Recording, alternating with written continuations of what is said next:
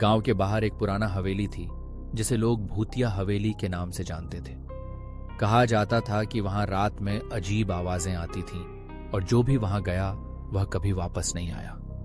एक रात एक युवा लड़का अर्जुन अपने दोस्तों के साथ हवेली की ओर बढ़ा। उसका मन था कि वह उस भूतिया कहानी की सच्चाई का पता लगाएगा। जब वे हवेली के दरवाजे पर पहुंचे तो हवा में एक अजीब सी सिहरन थी। दोस्तों ने डरते डरते अंदर जाने का फैसला किया।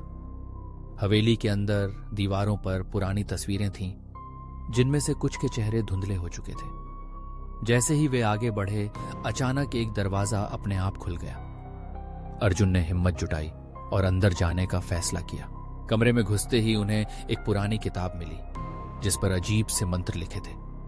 जैसे ही अर्जुन ने किताब को खोला एक ठंडी हवा चली और कमरे की रोशनी बुझ गई। उसी क्षण उन्हें एक खौफनाक हंसी सुनाई दी। अर्जुन ने अपने दोस्तों की ओर देखा लेकिन वे वहां नहीं थे।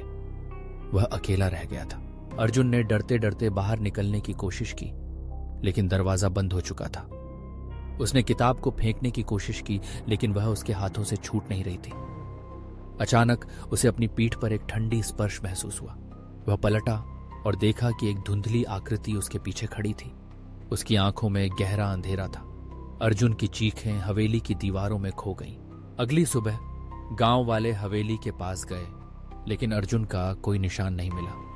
बस हवेली की दीवारों पर एक और तस्वीर जुड़ गई जिसमें एक युवा लड़के की मुस्कान थी।